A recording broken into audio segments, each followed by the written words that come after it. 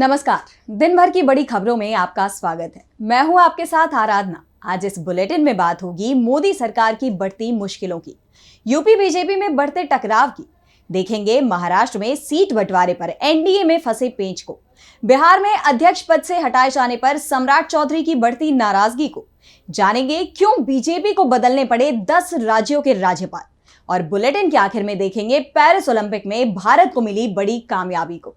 लेकिन दिन भर की तमाम बड़ी खबरों से पहले एक नजर आज की सुर्खियों पर।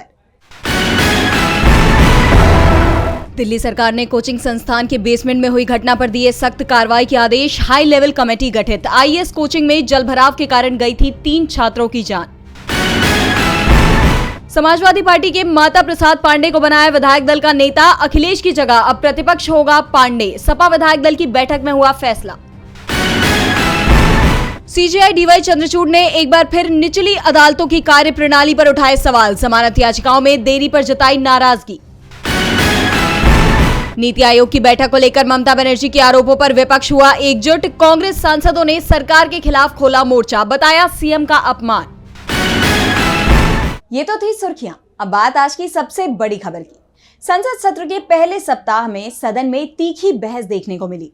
मोदी सरकार बैकफुट पर दिखाई दी और अब दूसरा सप्ताह सरकार के लिए बेहद मुश्किल भरा होने वाला है, क्योंकि बजट पास होने के बाद अब विपक्ष सरकार के खिलाफ बड़े मुद्दे उठाने की तैयारी कर चुका है। राहुल गांधी की तरफ से इसे लेकर बड़े संकेत दे दिए गए हैं। तो क्या है पूरी खबर, देखिए ये रिपोर्ट। 22 जुलाई से संसद का बजट सत्र शुरू हुआ। पहला सप्ताह तो बजट को पेश किए जाने और उस पर चर्चा पर ही निकल गया, लेकिन अब संसद में मोदी सरकार की असली परीक्षा शुरू होने वाली है। इंडिया गठबंधन की तरफ से कई मुद्दों पर उसे घेरने की रणनीति तैयार कर ली गई है। नीति आयोग की बैठक का बहिष्कार कर इंडिया गठबंधन ने पहले ही अपने तेवरों के संकेत दे दिए और अब दावा किया जा रहा है कि सोमवार को बजट सत्र में राहुल गांधी की तरफ से कई सवाल उठाए जाने की तैयारी है। राहुल गांधी अग्निवीर, किसानों के लिए एमएसपी की कानूनी गारंटी, रेलवे सुरक्षा से लेकर राज्यों के साथ हो रहे मुद्दों पर मोदी सरकार को घेरने की तैयारी में है।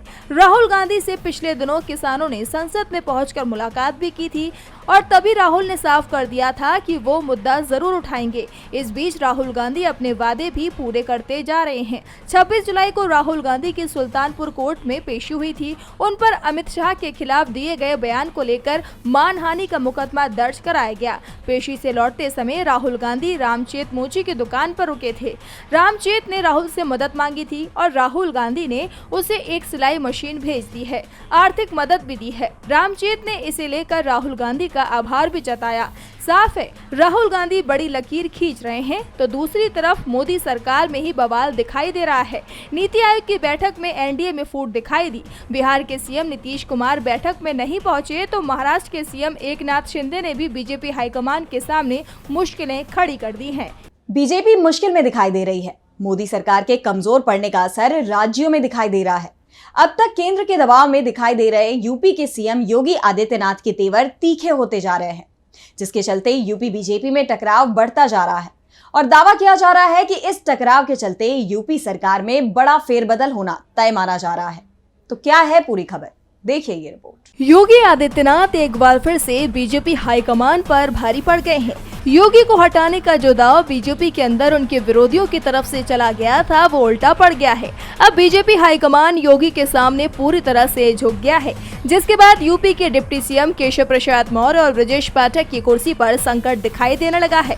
दरअसल इस बार नरेंद्र मोदी कमजोर स्थिति में दिखाई दे रहे हैं, क्योंकि केंद्र में सहयोगियों के साथ भी एनडीए के साथ बहुमत से सिर्फ 21 सीट ज्यादा है। और पीएम मोदी की सबसे बड़ी चिंता ये भी है कि यूपी में बीजेपी को मिली 33 सीटों में से करीब 20 योगी आदित्यनाथ के कट्टर समर्थक हैं। अगर योगी को नाराज किया जाएगा तो बीजेपी में बगावत हो सकती है और मोदी सरकार बड़े संकट में फंस सकती है। और इसी के चलते योगी को बदलने का बीजेपी हाईकमान का दाव पूरी तरीके से फेल हो चुका है। योगी आदित्यनाथ के दिल्ली पहुंचते ही बीजेपी हाईकमान के तेवर पूरी तरह से बदल गए। बीजेपी मुख्यालय में मीटिंग हुई तो योगी ने 2027 के चुनाव जीतने का भाषण तक दे दिया। खबर है कि हाईकमान से योगी ने दोनों डिप्टी सीएम बदलने की बात कह दी है और कहा जा रहा है कि हाईकमान की तरफ से योगी को पॉजिटिव सिग्नल मिल गया है। ऐसे में अब केशव प्रसाद मौर्य और ब्रजेश पाठक दोनों की मंत्रिमंडल से छुट्टी होती दिखाई दे रही है। केशव मौर्य और ब्रजेश पाठक को हटाने की चर्चा चल रही है। इसे लेकर बीजेपी में बवाल मचा हुआ है, तो उसके सहयोगी भी बीजेपी हाईकमान पर दबाव बनाने में जुटे हुए हैं। महाराष्ट्र में इसी साल चुनाव होने हैं और शिवसेना शिंदे गुट ने चुनावों को लेकर बड़ा ऐलान कर दिया है, जिससे बीजेपी परेशानी में घिरती दिखाई दे रही है। महाराष्ट्र में विधानसभा चुनाव से पहले राजनीतिक सुगबुगाहट तेज है। इसी कड़ी में अब मुख्यमंत्री एकनाथ शिंदे भी चुनावी मैदान में उतर चुके हैं। हालांकि एनडीए गठबंधन यानी बीजेपी शिंदे गुट की शिवसेना और अजित गुट की एनसीपी के बीच अब तक सीटों का बंटवारा तय नहीं हुआ है, लेकिन एकनाथ शिंदे ने पहले ही बीजेपी को बड़े संकेत दे दिए हैं। शिंदे ने 113 विधानसभा क्षेत्रों में 40 विधानसभा प्रभारी तथा 93 विधानसभा निरीक्षकों की नियुक्ति कर दी है। इसके साथ ही उन्होंने ये भी साफ कर दिया है कि इस बार के चुनाव में उनकी नजर लगभग 120 सीटों पर है, खासकर मुंबई, कोंकण और मराठावाड़ा की सीटों पर। कहा जाता है कि महाराष्ट्र में मुंबई की 36 विधानसभा सीटें तय करती हैं कि सरकार किसकी बनेगी। ऐसे में ये सीटें किसके खाते में जाएंगी, ये फैसला एनडीए में बहुत मुश्किल होने वाला है, क्योंकि शिंदे ने मुंबई की 36 में से 18 सीटों पर चुनाव प्रभारियों के नाम की घोषणा कर दी है, जिसके बाद चर्चाएं ये चल रही हैं कि एकनाथ शिंदे ने ऐसा कर बीजेपी को साफ कर दिया है कि अगर चुनाव में उन्हें उम्मीद के मुताबिक सीट नहीं मिली तो वे अकेले भी मैदान में उतरने को तैयार हैं। अजित पवार की एनसीपी ने तो पहले ही साफ कर दिया था कि अगर लोकसभा चुनाव के नतीजों को लेकर पार्टी को टारगेट किया जाता है तो वो ये गठबंधन तोड़ देंगे।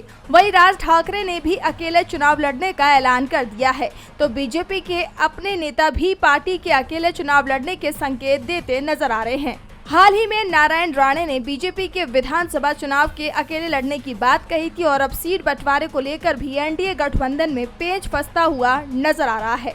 एनडीए के सहयोगी बीजेपी पर दबाव बना रहे हैं, तो बीजेपी के नेता भी उसकी परेशानी को बढ़ाते दिखाई दे रहे हैं।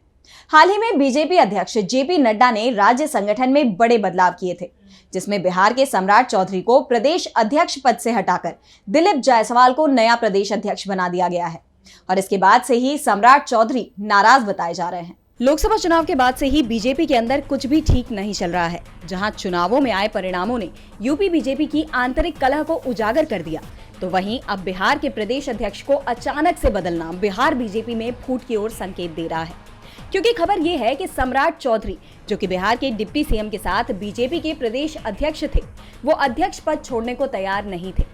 दावा किया जा रहा है कि चौधरी ने डिप्टी सीएम का पद छोड़ने की बात पार्टी हाईकमान तक पहुंचा दी थी, लेकिन बीजेपी हाईकमान ने सम्राट चौधरी की मांग को नहीं माना और दिलीप जायसवाल, जो कि बिहार एनडीए में भूमि और राजस्व मंत्री हैं, उन्हें अध्यक्ष नियुक्त कर दिया।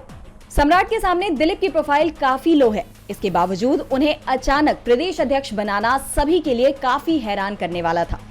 वहीं बीजेपी के नेता इसे लोकसभा चुनाव से जोड़कर देख रहे हैं। दरअसल बीजेपी को सम्राट चौधरी से लवकुश यानी कोयरी और कुर्मी वोटों को अपने पाले में लाने की उम्मीद थी, क्योंकि बिहार में इन जातियों की आबादी 7% से ज्यादा है। लेकिन हाल ही में हुए लोकसभा चुनाव में एनडीए गठबंधन इन सभी सीटों को हार गया और ये सीट आरजेडी यानी इंडिया गठबंधन के पास चली गई। तो दूसरी वजह थी सम्राट का आक्रामक रुख। बीजेपी को ऐसा लगता है कि सम्राट चौधरी एक आक्रामक चेहरे हैं, जो नीतीश कुमार के सामने खड़े हो सकते हैं, जिससे एनडीए में टकराव की स्थिति पैदा हो सकती है। जबकि दूसरी तरफ जायसवाल की छवि शांत रहकर संगठन का काम करने वाले व्यक्ति की है। ऐसे में दिलीप जायसवाल जैसे नेता को प्रदेश अध्यक्ष बनाने के फैसले से बीजेपी को लगता है कि उसे अगले साल होने वाले विधानसभा चुनाव में मदद मिलेगी। अध्यक्ष पद में बदलाव बीजेपी की परेशानी को बढ़ा रहा है, तो बीजेपी हाईकमान की चिंता आने वाले विधानसभा चुनावों ने बढ़ा दी है। महाराष्ट्र, हरियाणा और झारखंड में इसी साल के आखिरी में विधानसभा चुनाव है और चुनाव से पहले तीनों ही राज्यों के राज्यपाल बदल दिए गए हैं। वैसे बदलाव से दूसरे राज्य भी प्रभावित हुए हैं, तो कितने राज्यों में बदले गए राज्यपाल, देखिए ये रिपोर्ट। शनिवार की रात देश की प्रशासनिक व्यवस्था में बड़ा फेरबदल सामने आया। 10 राज्य और 1 केंद्र शासित प्रदेश में राज्यपाल बदल दिए गए। राज्यों में 6 नए राज्यपालों की नियुक्ति की गई, तो 3 का तबादला हो गया।